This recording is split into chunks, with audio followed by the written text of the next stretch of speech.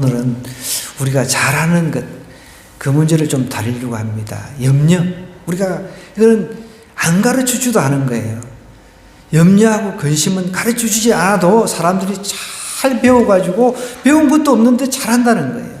이 문제를 성경은 참 다루고 있는데, 염려라고 하는 것, 근심이라고 하는 것, 이거 우리 일생일대의 가장 큰 부분을 차지하고 있습니다. 그래서 성경은 염려하지 말라, 염려함으로 그 길을 한 자라도 더할 수 있느냐.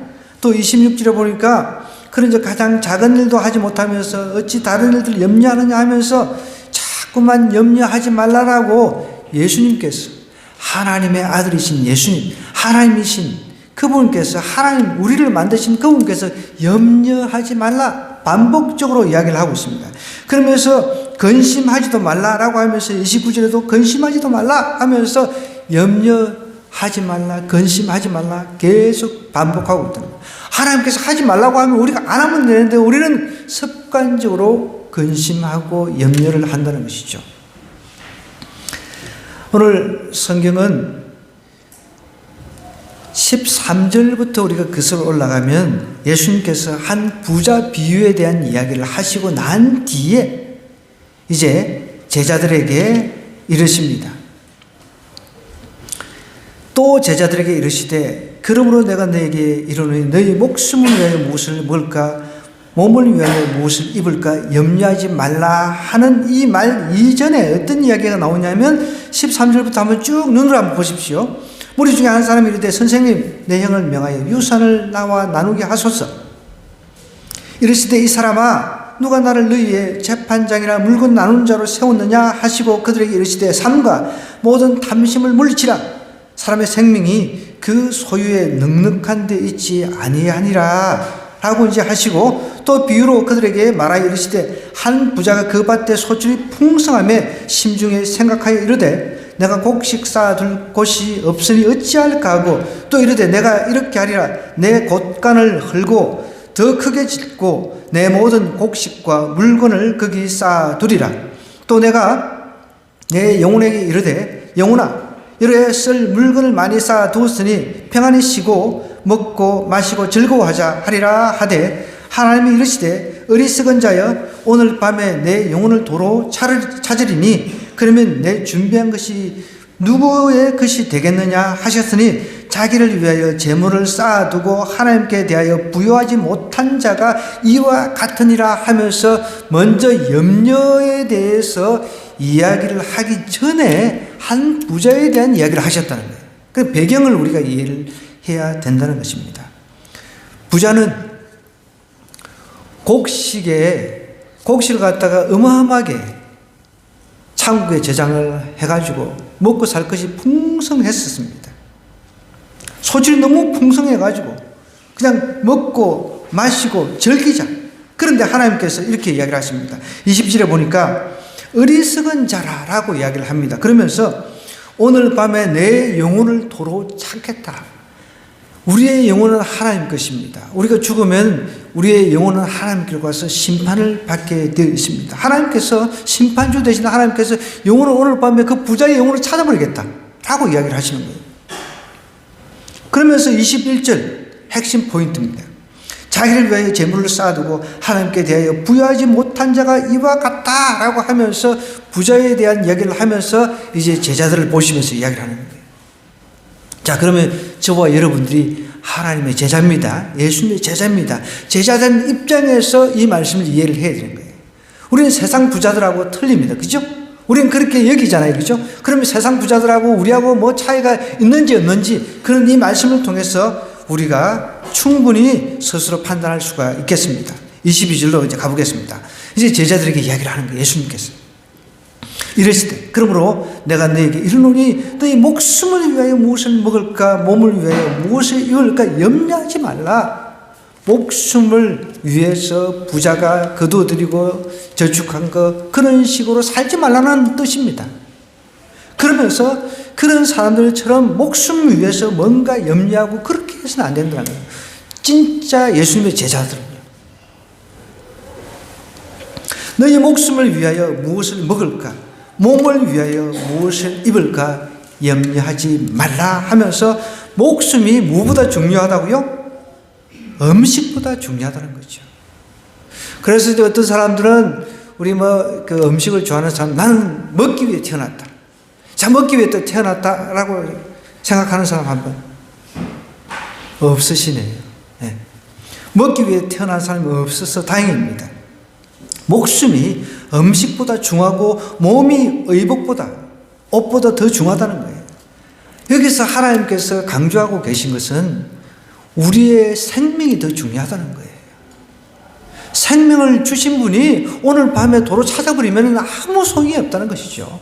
그 먹고 마시는 것을 위해서 살지 말라는 거예요. 그것 때문에 또 염려하지 말라는 거예요. 그러면서 이렇게 이야기를 하는 거예요. 제자들에게 먹고 입는 기본 생활 문제를 염려하지 말라고 하시면서 세상적인 일로 염려하지 말아야 될 구체적인 이유를 쭉 지금 설명하고 있습니다. 그 구체적인 이유가 나와 있습니다. 23절부터 한번 보겠습니다. 목숨이 음식보다 중요하기 때문에 몸이 또 의복보다 중요하기 때문에 우리는 염려하지 말아야 된다는 거예요. 또 까마귀를 생각하는 거예요. 여러분, 까마귀는 어떤 동물입니까? 이스라엘 사람들이 제일 싫어하는 부정한 동물이에요. 까마귀는 죽은 시체를 먹는 동물입니다. 그러니까 죽은 시체를 먹으니까 아주 부정한 동물에 속하기도 하고 사람들이 이제 이스라엘 사람들이 제일 싫어하거든요. 여러분, 우리나라 사람들도 까마귀가 우는 소리하고 까치가 우는 소리하고 구분을 합니다. 까치가 울면 뭐라고요?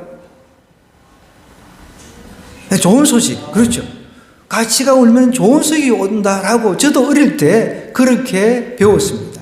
어른들이 까치가 울면은 이제 까치 그 좋은 소리다라는 거예요. 그래서 그 어른들이 지금 이제 열매 시즌이잖아요. 그죠?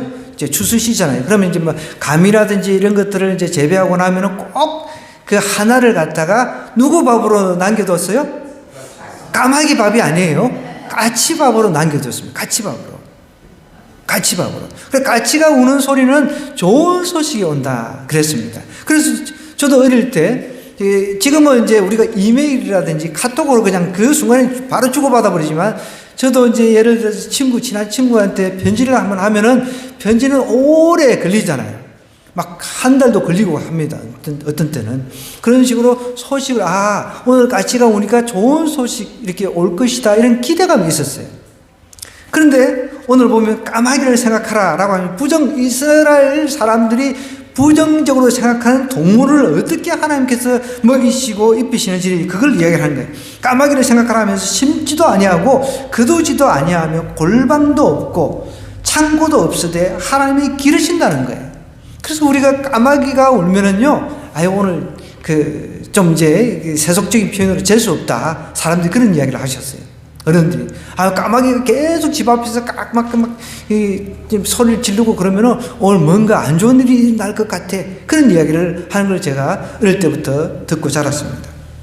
그런데 하나님은 우리가 부정적으로 여기는 그 동물을 예를 들면서 까마귀를 생각하고 심지도 아니하고 거두지도 아니하고 골방도 없는데 여러분 까마귀가 걱정하는 거 봤습니까? 하나님께서 먹이신다는 거예요. 부정한 동물도. 그렇기 때문에 우리가 염려하지 말아야 된다는 거예요. 또 볼까요? 너희 중에 이제 염려함으로 그 키를 한 자라도 더할 수 있느냐?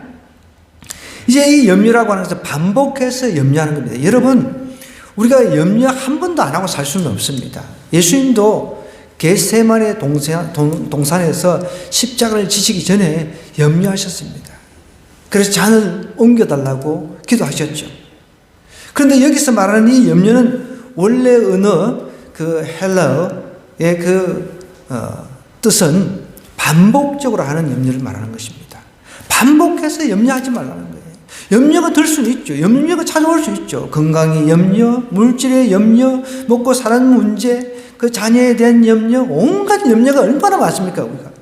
그런데 우리가 정말 하나님의 제자라고 한다면, 하나님 믿는 사람, 예수님 믿는 사람이라고 한다면, 이 염려가 우리에게 찾아왔을 때 대하는 태도라는 거죠. 그 염려를 놓고 우리 믿는 사람은 어떻게 반응합니까? 그 염려 하나하나 하나님 앞에 기록하면서 기도를 하는 거죠. 그 염려라고 하는 그 마음이 사라질 때까지 기도를 해버리는 거죠. 우리는 그렇게 대응을 하면 되는 거죠. 그러니까 하나님은 우리에게 염려함으로 그 키, 여러분, 내가 오늘 제가 어제도 우리 NCMN이라고 하는 그 선교단체에서 받는 훈련이 있어요. 6주 동안.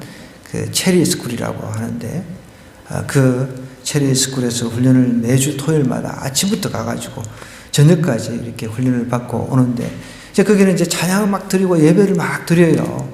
교육도 받고 하는데, 근데 이제 막 찬양 드리고 하는데, 제 옆에 어떤 자매가 키가 큰 자매예요.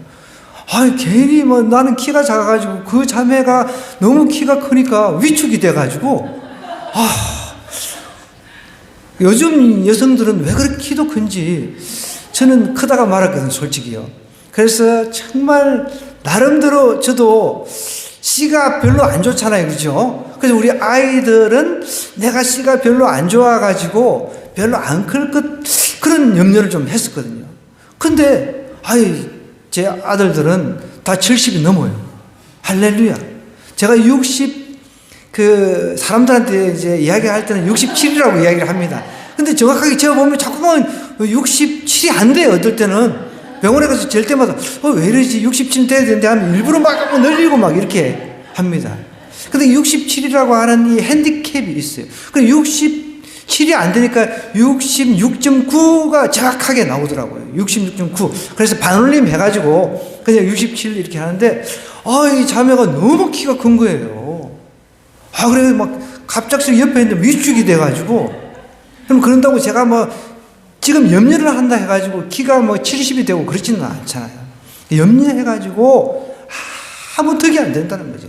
여기서 말하는 이 키를 한 자라도 더할 수 있느냐라고 하는 것은 이 또 원래 언어가 말하고 있는 것은 생명. 내가 걱정한다고 내 생명을 연장시킬 수 있느냐, 이런 뜻으로도 해석을 합니다. 여러분, 내가 지금 죽을 병이 걸렸어요. 예를 들자면. 그런다고 해서 내가 걱정을 한다 해가지고 내가 오늘 죽을지 내일 죽을지 뭔데 그 문제가 해결이 되냐는 거예요. 안 된다는 거예요. 그러니까 우리 염려해가지고는 아무 소용이 없다는 거예요. 백해무익이라고 이야기를 하는 것입니다. 염려한다고 해서 내가 하나님께서 오늘 데려가실 걸 내일 데려가시고, 오늘 내가 내일 데려갈 걸 오늘 데려가고, 이게 아무 소용이 없다는 것이죠. 염려해가지고 내 생명 문제 하나도 해결되지 않는다는 거죠. 생명의 주권은 오직 하나님께 달려 있으니까 염려하지 말라, 이런 뜻입니다. 그러면서 26절에 이렇게 이야기합니다. 그런즉 가장 작은 일도 하지 못하면서 어찌 다른 일들을 염려하냐는 거예요. 작은 일도 하지 못하면서 그러니까 여러분, 우리는 어릴 때부터 아무것도 어떻게 보면은 이 염려라는 것을 가르쳐 주지 않는데, 어릴 때부터 아이들이 염려하는 것부터 습관화되는 거예요. 여러분, 우리는 내가 어떤 염려가 찾아오면은 우리 자녀들한테, 주변 사람들한테 염려를 맞닥뜨리는, 대응하는 방법을 가르쳐 줘야 되는 거예요. 염려가 찾아오면은 그것을 듣고 기도로 문제를 맞닥뜨려서 해결하는 문제를 우리가 자녀들에게, 주변 사람들에게 가르쳐 줘야 된다는 거죠. 그러면서 또 비유를 들죠.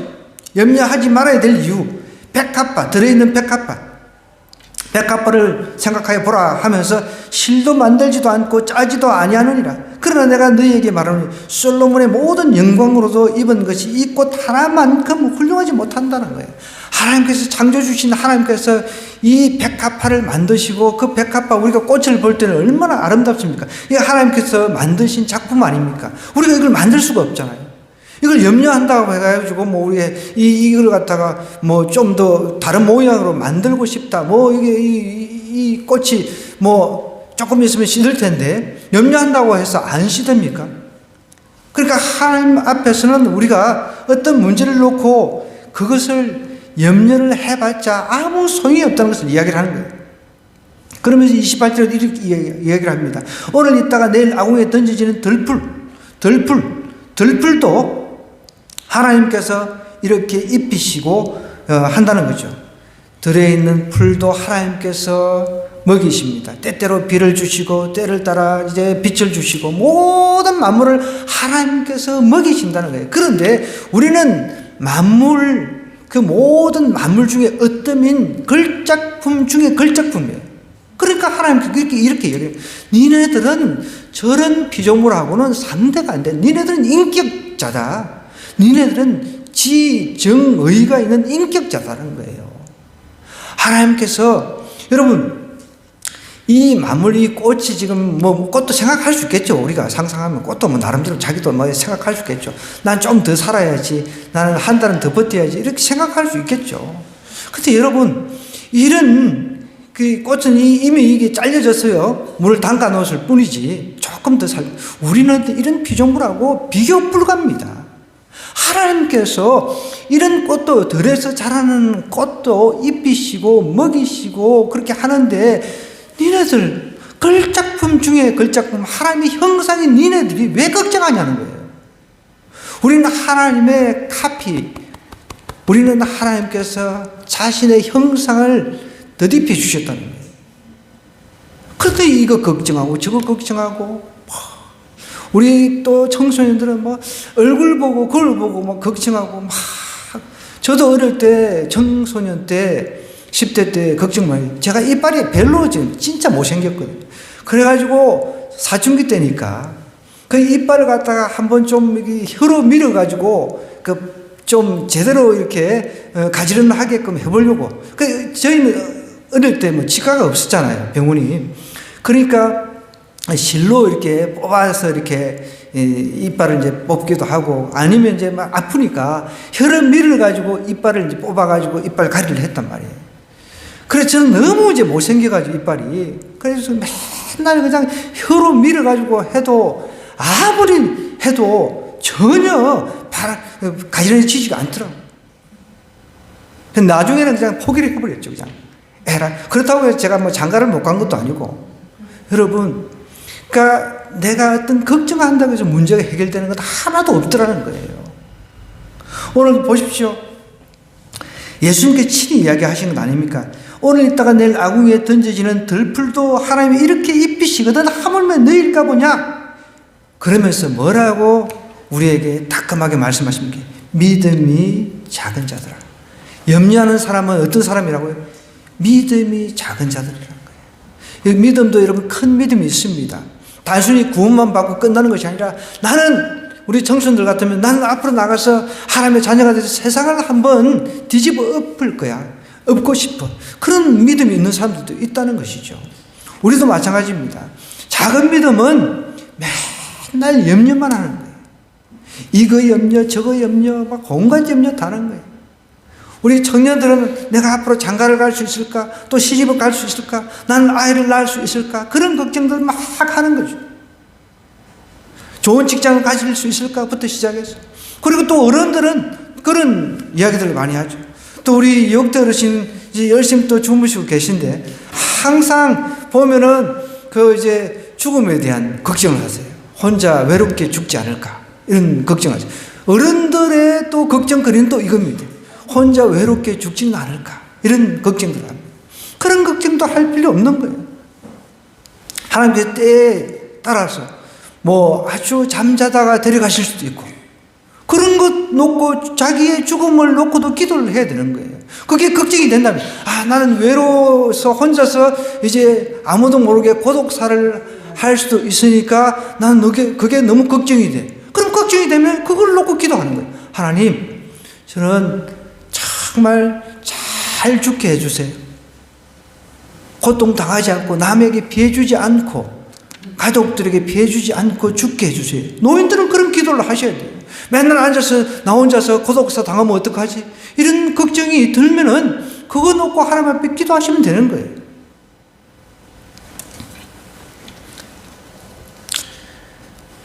너희 믿음이 작은 자들아. 걱정하는 사람들은 믿음이 작은 자예요. 여러분 인생에서 걱정해가지고 해결되는 문제가 하나도 없으니까 믿음이 작은 자가 되서는 안 됩니다. 옆 사람한테 우리 큰 믿음을 가집시다. 이렇게 인사 좀 하십시다. 사람들 끼우고 잘하는 사람. 큰 믿음을 가진 사람들은 염려할 것이 없습니다. 염려는 찾아온다고 했습니다. 염려는 찾아오지만 큰 믿음을 가진 사람들은 그것을 기도로 물리치는 거예요.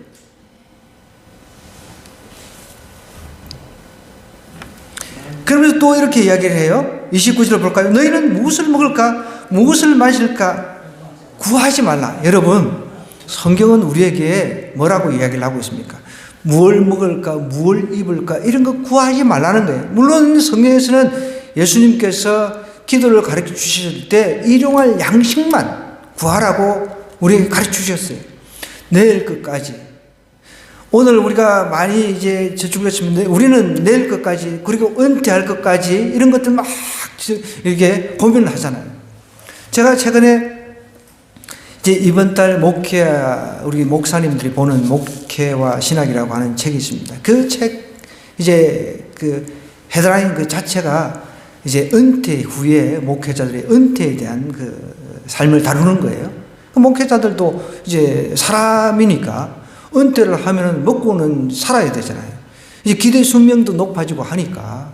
근데 그거를 쭉 이렇게 읽으면서 막 온갖 문제들이 많은 거예요. 이제 은퇴 이후에 더 삶이 비참해지는 경우가 많으니까. 물론 이제 큰 교회, 조금 이제 재정이 뒷받침되는 교회 같은 경우는 걱정이 안 되지만, 이제 작은 교회, 재정이 없는 그런 교회들은 은퇴 이후에 목회자들이 너무너무 걱정들을 많이 하는 거예요. 제가 그런 글들을 읽으면서 나는 은퇴하더라도 이런 걱정 없이 정말 살고 싶다. 그런 마음이 생기더라고요. 물론 하나님께서 어떻게 입히시고 그 은퇴 이후의 삶을 준비하실지는 저는 모릅니다. 그럼 모르기 때문에 그냥 나름대로 하나님 앞에 기도하면서 하루하루 하나님의 인도함을 받고 살아가는 거죠. 목회자가 돼가지고 나중에 은퇴 이후에 먹고 사는 문제를 가지고 걱정하면서 다른 사람한테 가지고 걱정을 오염시킬 이유는 없잖아요. 때가 되면 하나님께서 오늘 성경이 이렇게 얘기를 하잖아요. 무엇을 먹을까, 무엇을 마실까 구하지 말라는 거예요.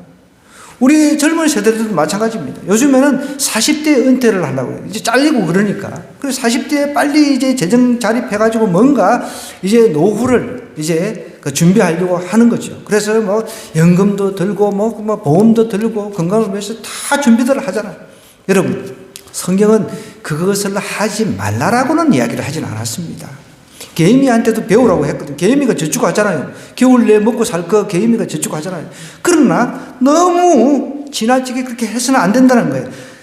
보십시오. 너희는 무엇을 먹을까, 무엇을 마실까 하여 구하지 말라는 거예요. 이걸 구하지 말라고 이야기를 하고 있다는 거죠. 그러면서 근심하지도 말라라고 이야기를 하고 있습니다. 그런데 나는 앞으로 내가 매세 은퇴해가지고 몇 년까지 먹고 살 것을 이제 걱정하고 근심하고 하나님이 어찌하면 좋아요? 이렇게 하지 말라는 거죠. 하나님이 하지 말라고 하면 안 하면 되는 거예요. 대신 하나님께서 이렇게 하라고 이야기를 했습니다. 그러면서 30절, 31절 한번 보세요. 이 모든 것은 세상 백성들이 구하는 거예요. 이 모든 것은 누가 구하는 거라고요? 세상 사람들, 예수님 모르는 사람, 하나님을 모르는 사람, 하나님을 안 믿는 사람들이 구하는 거라는 거예요.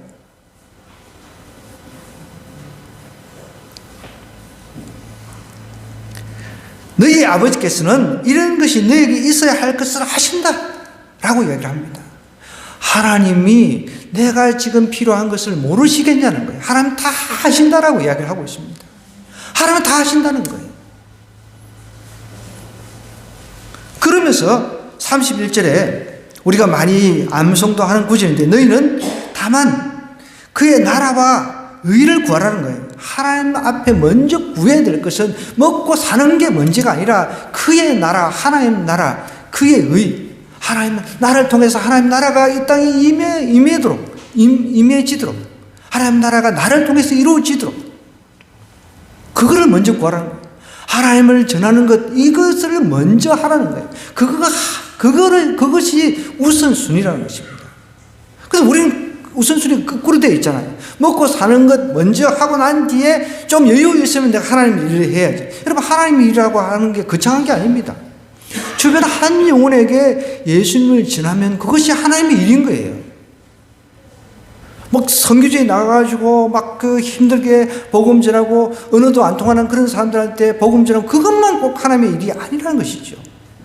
내 가까운 사람들한테 예수님을 전해가지고 그 사람이 예수님 믿어서 천국 소망을 갖게 하는 것, 이것이 하나님의 일이라는 것이죠. 거창한 것도 아닙니다. 누구나 할 수 있는 거죠. 그건 누구나 할 수 있잖아요. 여러분, 정말 재미있는 영화 한 편 보고 나면은 그 재밌는 영화 누구한테 소개를 해요, 안 해요? 하잖아요. 그거를 소개를 했다고 하나님께서 칭찬해주고 그러지는 않잖아요. 그런데 칭찬받지 않을 일도 그렇게 열심히 내가 영화를 한 편 봤는데 너무 재미있더라. 너도 가서 꼭 봐라라고 이야기를 하잖아요. 그런데 칭찬받고 상급받을 일은 우리가 등한시 하잖아요. 그런 거는 우선순위에서 제일 저 밑에 들어가 있다는 거예요. 우선순위에서 우리의 그 우선순위 1번, 2번, 3번 이렇게 한번 쭉쭉 한번 적어 보십시오, 여러분. 먹고 사는 것, 좀 큰 평수로 옮기는 것, 건강 문제부터 얼마나 여러분 한번 쭉 적어 보십시오. 1번부터 한번 목록을 한번 만들어 보시라는 거예요. 그러고 난 뒤, 내가 참 내 인생에 걱정거리가 너무 많구나. 그걸 깨달았으면 그것을 누구한테요? 염려를 갖다가 우리는 맡기라 그랬잖아요. 하나님, 이것을 하나님 앞에 맡깁니다. 올려드립니다. 그러면 맡겨버리고 내가 훌훌 털어버리고 대신 이제부터 하나님 나라와 의를 먼저 한번 제가 구하겠습니다. 예수님을 전하는 이 일에 제가 작지만은 제 미력한 힘을 보태겠습니다. 그러다 보면은 달라진다는 거예요. 염려할 게 사라진다는 것이죠. 염려는 하나님께 다 받아가셨으니까, 하나님께서 이제 갖고 계시니까, 하나님께서 알아서 해결해 주실 것이니까, 나는 대신 하나님 나라와 그 의를 먼저 구하는 거죠. 너희는 그의 나라를 구하라는 거예요. 그리하면 이런 것들을 너희에게 주시겠다는 거예요. 내가 염려하는 것 채워주시겠다는 거예요. 여러분, 하나님 나라와 그 의를 먼저 구하면 하나님께서 이것을 채워주신다고 약속하셨어요.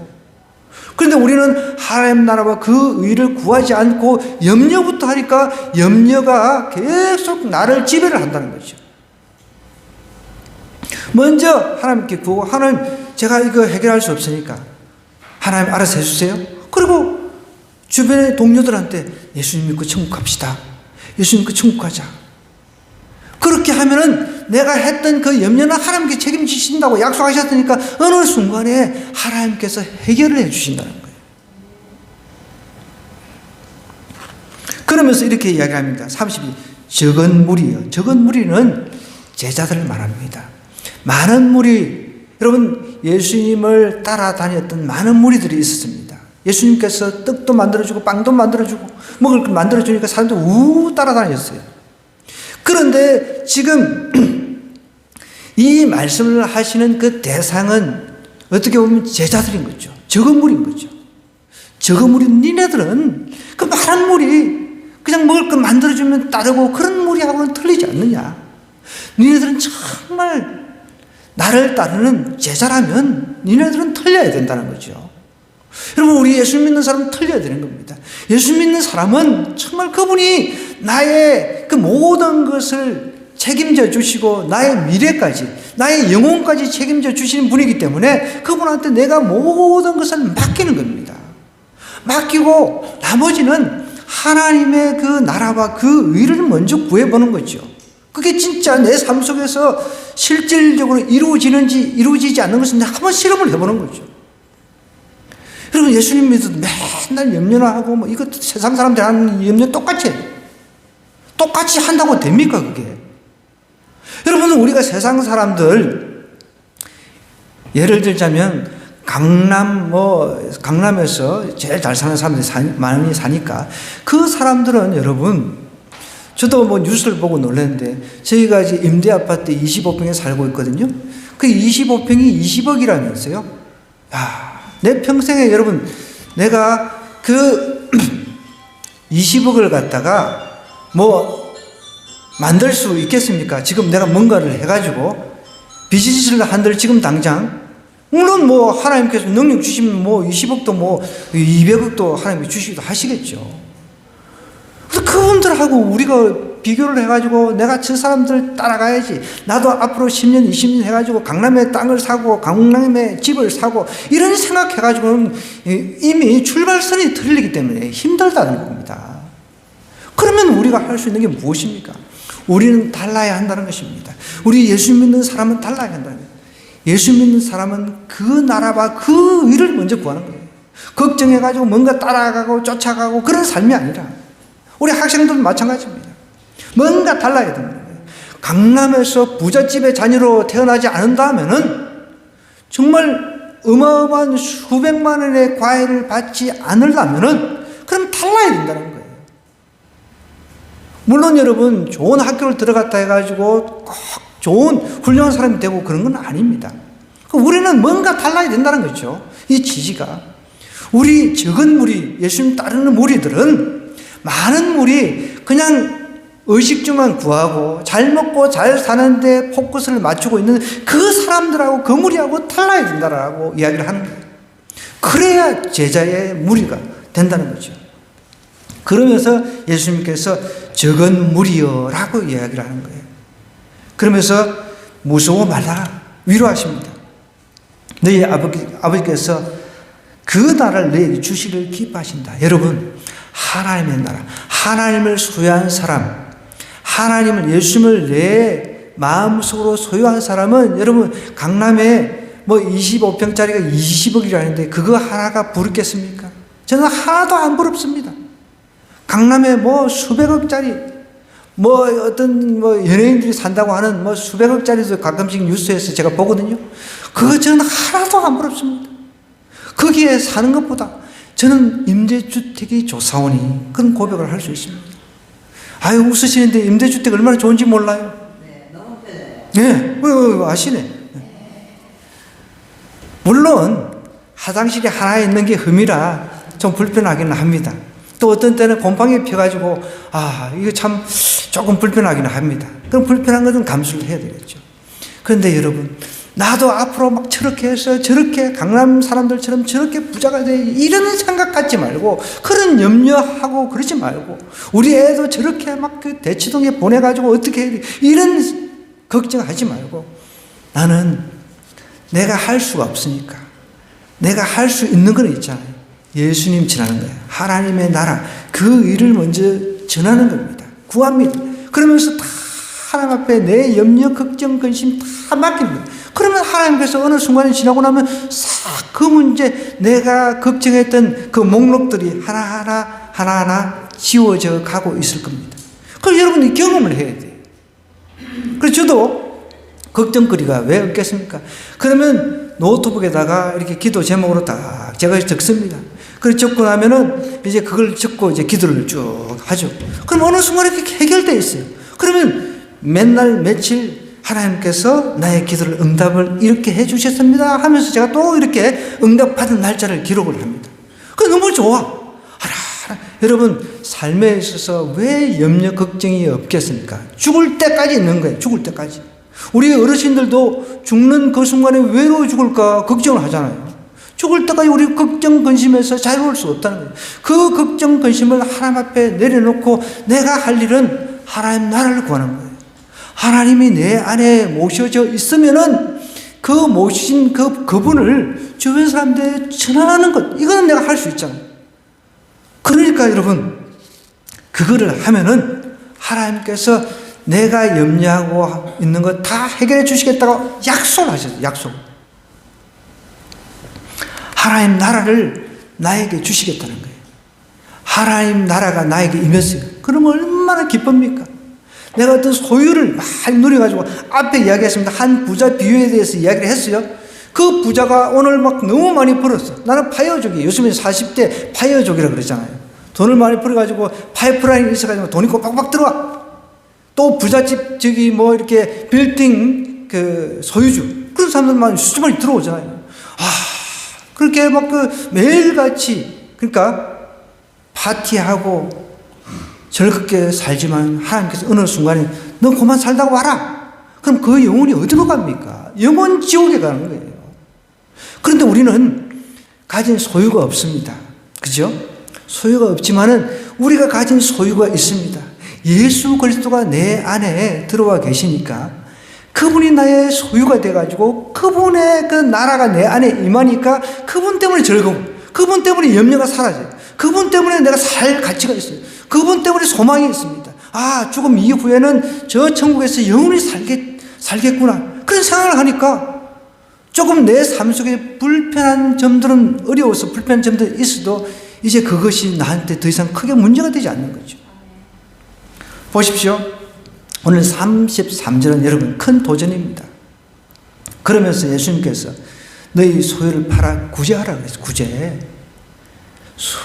구제를 하는데 너희 소유를 팔았어. 여러분, 우리가 지금 가지고 있는 것도 많다는 겁니다. 여러분이 가지고 있는 것을 팔아라는 거예요. 나는 아직까지 이 강남 부자에 비하면은 정말 속된 말로 세 발의 피다.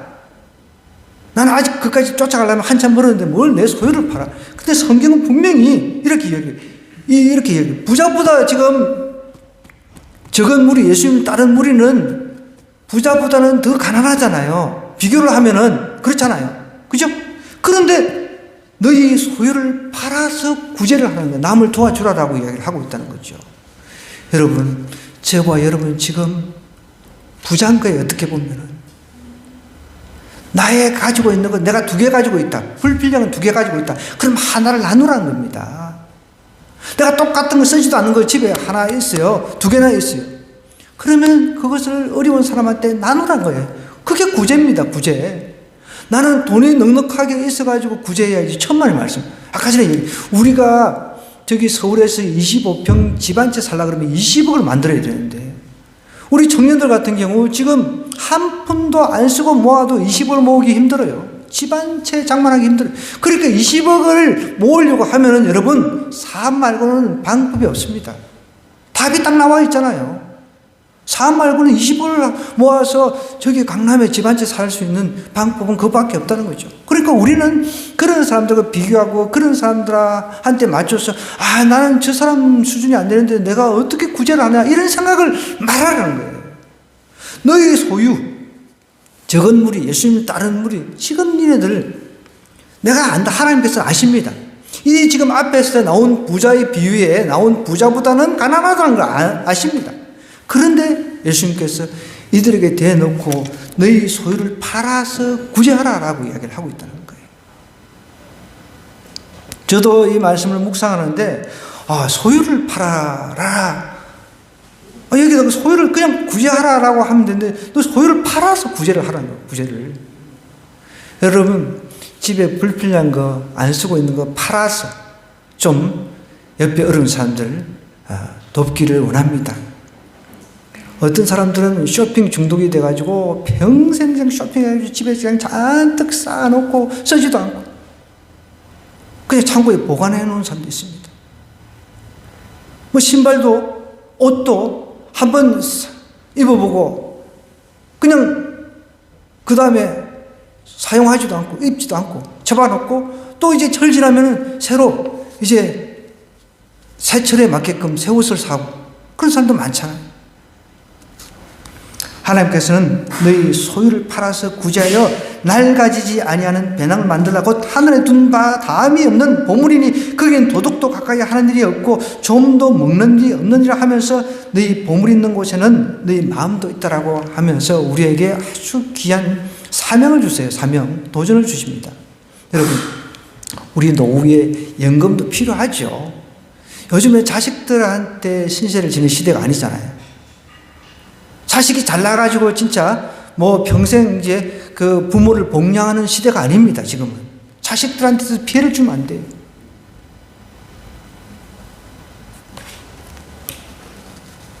요즘에 그 시어머니, 시아버지 자리도 이게 자식 눈치 보고 이제 며느리 눈치 보는 시대가 됐습니다. 그러니까 복양을 받는 시대가 아니라는 것이죠. 그러니까 우리는 그런 거 아예 그냥 생각하지 말고 하나님, 그렇다고 해서 아무것도 안 하고 하는 게 아니라 내가 먹을 수 있는 것은, 내가 먹고 살 수 있는 것은 내가 어떤 방법을 통해서든 일을 해서라도 이제 헤쳐나가서 먹고 살아야죠. 아무것도 안 하고 하나님 주십시오 이게 아닌 거죠. 대신 우리는 하나님 나라와 그 일을 위해서 내가 불필요한 것은 줄여서라도 구제하면서 하늘의 그 창고, 하늘의 창고, 하늘 보물 창고에 그것을 쌓아라는 거예요. 여러분과 제가 언젠가는 하나님 앞에 섭니다. 언젠가는 심판대 앞으로 갑니다. 그러면 주님께서 너 뭐 하다 왔나? 그러면은 여러분 할 말이 있어야 되잖아요. 나는 돈이 없어서 아무것도 못했습니다. 너 충분히 돈이 있었어. 너는 충분히 네 재산, 네 소유 팔아가지고 다른 사람한테 나눌 수 있는 충분한 여유가 있었어 라고 하나님께서 우리에게 책망하시면 어떡하실랍니까? 나는 가진 것도 없고 아무것도 없고 달란트도 없고 아무것도 없고 하나님께서 충분히 주셨다고 세세하게 하나하나 이제 목록을 들이밀면 우리가 어떻게 하시겠습니까? 대신 하나님 나라를 전하면서 행여 이게 필요한 2개 아닌가? 그럼 그 2개를 갖다가 하나는 내가 쓰고 다른 사람 하나 주는 거죠. 먹을 걸 샀어요. 그러면은 내가 2개가 있어요. 그러면은 그 먹을 것 하나를 갖다가 옆에 있는 사람, 주변 사람한테 주는 겁니다. 그러면서 예수님 전하는 겁니다. 그것이 천국의 보물 창고에 저축을 하는 거예요. 그게 가장 확실한 저축 방법이라는 거죠. 여러분, 가끔 보면 연금을 이제 받아가지고 평생 직장 해가지고 퇴직금 받아가지고 하루아침에 그냥 퇴직금 날려버리고 사기당한 사람들, 그런 뉴스들 여러분 종종 보지 않습니까? 하나님께서는 그런 것들 후 그냥 풀어버리면 날려버리십니다. 그런데 우리가 내 소유를 팔아가지고 다른 사람한테 나누고 예수님을 전한 것, 이것은 하나님께서 상급으로 잡으신다는 거예요. 그래, 너는 이런 일을 했구나. 너는 정말 착하고 충성된 종이다 라고 칭찬하신다는 거예요. 여러분, 우리가 보물이 있는 곳에는 마음도 있다 그랬습니다. 마음도 있다 그랬습니다.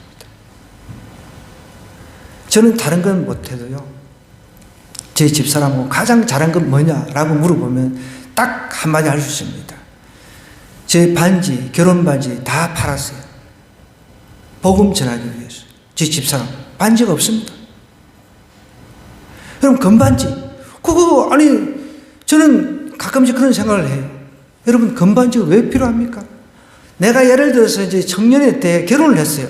그러면 이제 나는 결혼을 했다라는 표시로 이제 시집을 갔습니다. 표시로는 잠깐 이제 낄 수 있겠죠. 그 뒤로 아유 나는 다이아 반지를 끼고 있어요. 막 사람들이 자랑하려고 막 커피 마시면서 이거 자랑하려고 끼고 다닙니까? 그거 왜 필요합니까? 그 금반지라든지 다이아 반지가 뭐 일을 합니까? 그건 아니잖아요. 그냥 내가 만족하는 거죠. 그런 것 있으면 다 팔아가지고 구제하시기를 원합니다. 그럼 아멘이 안 나오네요. 죄 없잖아요. 네. 여러분, 자기 사인을 위해서 나는 결혼했습니다. 나는 이제 시집 갔습니다. 장가 갔습니다. 잠깐 끼는 거는 저는 괜찮아요. 그거는. 그러나 그거 뭐 영원히 낄 필요가 뭐가 있습니까? 그런 거 있으면 팔아가지고 구제하는 겁니다. 하나님 그것을 보십니다. 그것을 하나님의 보물 창고에서 기록하고 계신다는 것이죠. 오늘 이 말씀 생각하면서 우리가 염려는 다 이제 내려놓았으면 좋겠습니다. 헬라어로 염려는 마음이 나뉜다는 그런 뜻입니다. 염려하는 사람은 마음이 나뉘어 있는 거예요. 이 염려 대신 염려는 다 하나님 앞에 맡기고 내가 할 일은 하나님 나라와 그 일을 위해서 내 소유를 팔아서 구제하는 겁니다. 그러면 하나님께서 내 필요한 거 다 책임져 주신다는 거예요. 그런 적은 무리, 예수님 따르는 무리가 되기를 주님으로 간절히 부탁드립니다.